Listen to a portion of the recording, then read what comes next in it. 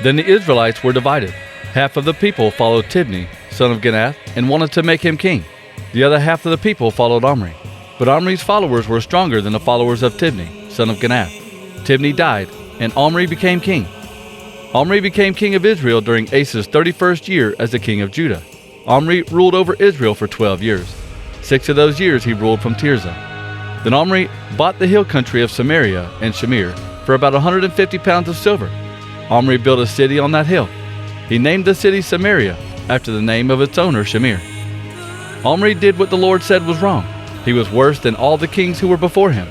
He committed all the sins that Jeroboam son of Nebat had committed when he caused the Israelites to sin.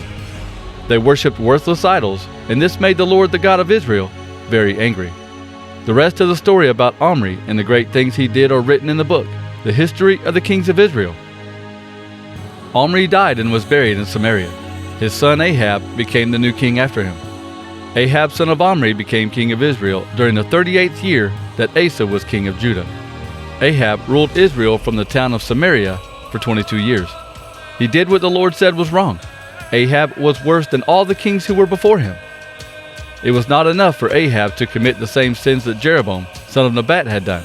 Ahab also married Jezebel, daughter of King Ezbal of Sidon. Then Ahab began to serve and worship Baal. He built a temple and an altar in Samaria for worshiping Baal. He also set up a sacred pole. Ahab did more to make the Lord, the God of Israel, angry than all the other kings who were before him.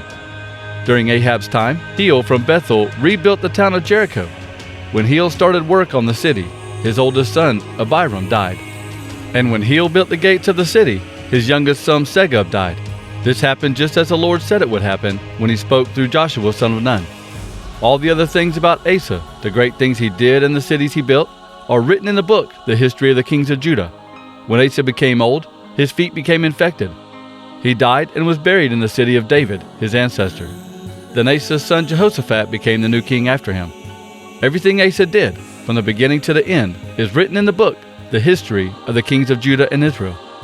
Asa's feet became infected in his 39th year as king. Even though the infection was very serious, Asa did not go to the Lord for help. He went to the doctors instead. Asa died in the 41st year as king and rested with his ancestors. The people buried Asa in his own tomb that he made for himself in the city of David. They laid him in a bed that was filled with spices and different kinds of mixed perfumes, and they burned a large fire for him. Asa's son Jehoshaphat became the new king after him. Jehoshaphat made Judah strong so that they could fight against Israel. He put groups of soldiers in all the towns of Judah that were made into fortresses. He built fortresses in Judah and in the towns of Ephraim that his father Asa had captured. The Lord was with Jehoshaphat because in his young life he did the good things his ancestors David did. Jehoshaphat did not follow the Baal idols. He looked for the God his ancestors followed. He followed God's commands and did not live the same way the Israelites lived. The Lord made Jehoshaphat a strong king over Judah. All the people of Judah brought gifts to Jehoshaphat, so he had much wealth and honor. His heart found pleasure in the ways of the Lord. He removed the high places and the Asherah poles from the country of Judah. During the 3rd year of Jehoshaphat's rule, he sent his leaders to teach in the towns of Judah. These leaders were Ben-Hail, Obadiah, Zechariah, Nathaniel, and Micaiah. Jehoshaphat also sent Levites with these leaders. These Levites were Shemaiah, Nethaniah, Zebediah, Asahel, Shemiramoth, Jonathan, Adonijah, and Tobijah. He also sent the priests Elishama and Jehoram. These leaders, Levites and priests, taught the people in Judah. They had the book of the law of the Lord with them. They went through all the towns of Judah and taught the people. The nations near Judah were afraid of the Lord, so they did not start a war against Jehoshaphat.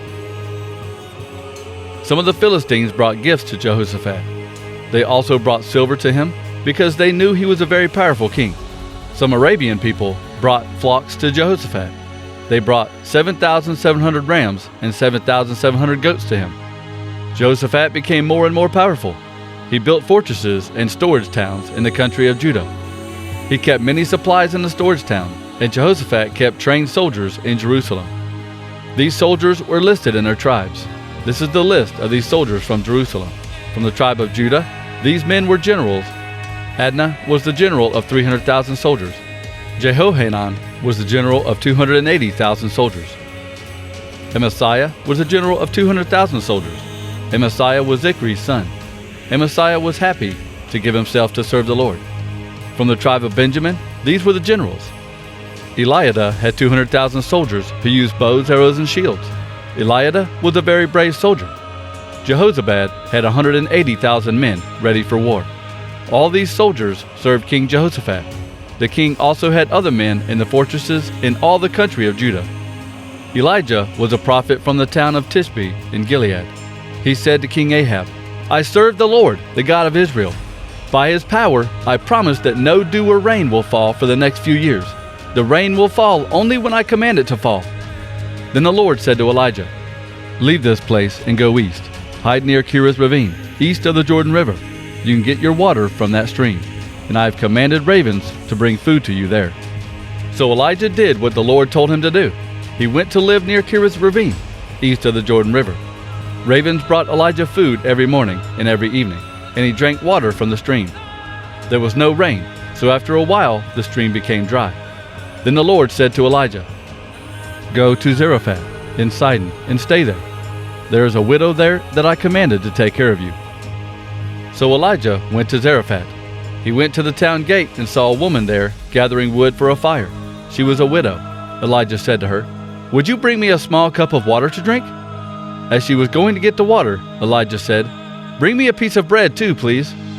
The woman answered, "I promise you before the Lord your God that I have nothing but a handful of flour in a jar and a little bit of olive oil in a jug.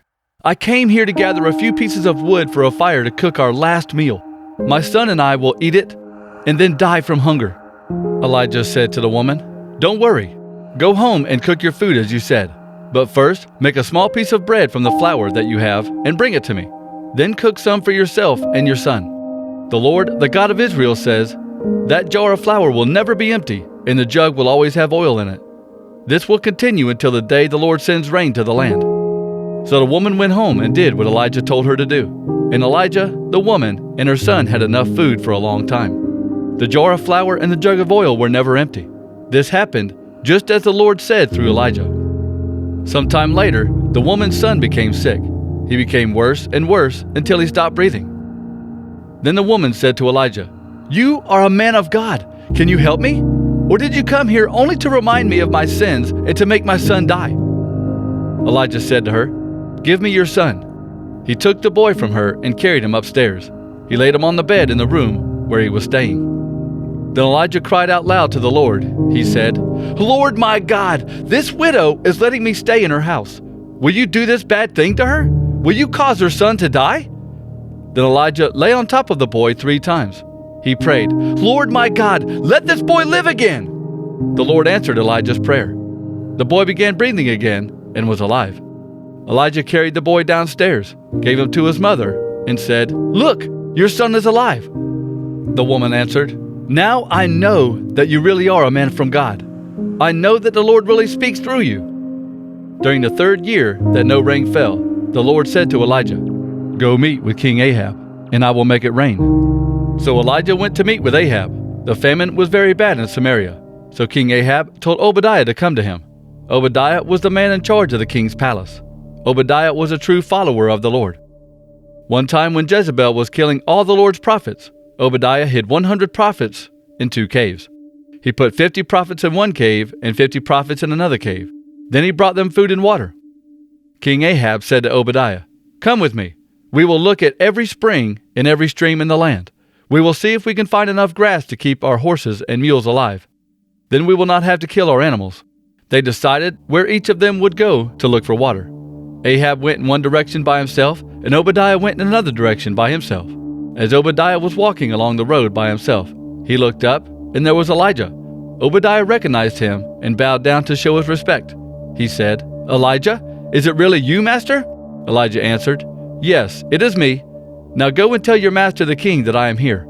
Obadiah said, "If I tell Ahab that I know where you are, he will kill me. I have done nothing wrong to you. Why do you want me to die? As surely as the Lord your God lives, the king has been looking for you everywhere. He has sent people to every country to find you. He even made the rulers of those countries swear that you were not there. Now you want me to go and tell him that you're here? If I go tell King Ahab that you're here, the Spirit of the Lord might carry you away. Then, when King Ahab comes here and cannot find you, he will kill me. I have followed the Lord since I was a boy. Surely you have heard what I did when Jezebel was killing the Lord's prophets. I hid 100 of the Lord's prophets in caves. I put 50 prophets in one cave and 50 in another. I brought them food and water. Now you want me to go tell the king that you are here. The king will kill me. Elijah answered, I serve the Lord all-powerful. As surely as he lives, I promise that I will stand before the king today. So Obadiah went to King Ahab and told him where Elijah was. King Ahab went to meet Elijah. When Ahab saw Elijah, he said, Is that really you, the troublemaker of Israel? Elijah answered, I have not made trouble for Israel. You and your father's family caused all the problems when you stopped obeying the Lord's commands and began following the false gods. Now tell all the people of Israel to meet me at Mount Carmel. Also, bring the 450 prophets of Baal and the 400 prophets of the goddess Asherah that Queen Jezebel supports. So Ahab called all the Israelites and those prophets to Mount Carmel. Elijah came to all the people and said, You must decide what you are going to do. How long will you keep jumping from one side to the other? If the Lord is the true God, follow him. But if Baal is the true God, then follow him. The people said nothing. So Elijah said, I am the only prophet of the Lord here, but there are 450 prophets of Baal. So bring us 2 bulls. Let the prophets of Baal have 1 bull. Let them kill it, cut it into pieces, and then put the meat on the wood. But don't start the fire. I will do the same with the other bull, and I will not start the fire either. Prophets of Baal, pray to your God, and I will pray to the Lord. Whichever God answers the prayer and starts the fire is the true God. All the people agreed that this was a good idea. Then Elijah said to the prophets of Baal, There are many of you, so you go first. Choose a bull and prepare it, but don't start your fire. So the prophets took the bull that was given to them and prepared it. They started praying to Baal and prayed until noon. They said, Baal, please answer us. But there was no sound. No one answered. Then they began jumping around on the altar they had built. At noon, Elijah began to make fun of them. He said, If Baal really is a god, maybe you should pray louder. Maybe he's busy. Maybe he is thinking about something, or maybe he stepped out for a moment. He could be sleeping. Maybe you should pray louder and wake him up. So the prophets prayed louder. They cut themselves with swords and spears. This was the way they worshipped. They cut themselves until they were bleeding all over. The afternoon passed, but the fire still had not started. The prophets were out of control and continued to act this way until the time came for the evening sacrifice. But nothing happened. There was no answer from Baal. There was no sound. There was no one listening. Then Elijah said to all the people, Now, come here. So they gathered around Elijah. The Lord's altar had been torn down, so Elijah repaired it. Elijah found 12 stones. There was 1 stone for each of the 12 tribes. These 12 tribes were named for the 12 sons of Jacob, the man who the Lord had named Israel. Elijah used these stones to repair the altar to honor the Lord. He dug a small ditch around the altar. It was wide enough and deep enough to hold about 4 gallons of water. Then Elijah put the wood on the altar. He cut the bull into pieces and laid the pieces on the wood. Then he said, Fill 4 jars with water. Pour the water on the pieces of meat and on the wood. Then Elijah said, Do it again. Then he said, Do it a 3rd time. The water ran down off the altar and filled the ditch. At about the time for the afternoon sacrifice, the prophet Elijah approached the altar and prayed, Lord, the God of Abraham, Isaac, and Jacob, I ask you now to prove that you are the God of Israel and that I am your servant. Show these people that it was you who commanded me to do these things. Lord, answer my prayer. Show these people that you, Lord, are God, and that you are the one who is bringing them back to you. Then fire came down from the Lord and burned the sacrifice, the wood, the stones, and the ground around the altar.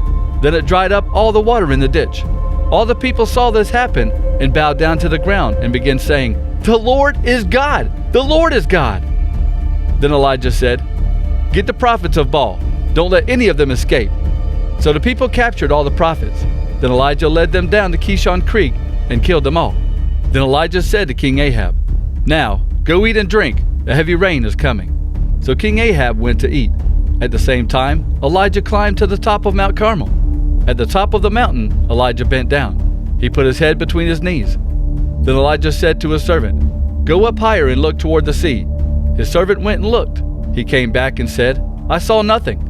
Elijah told him to go look again. This happened 7 times. The 7th time, the servant came back and said, "I saw a small cloud the size of a man's fist that was coming in from the sea." Elijah told the servant, "Go tell King Ahab to get his chariot ready and go home now. If he does not leave now, the rain will stop him." After a short time, the sky was covered with dark clouds.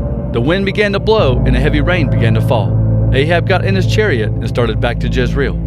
The power of the Lord came to Elijah. He used his belt to hold up the bottom of his robe away from his feet.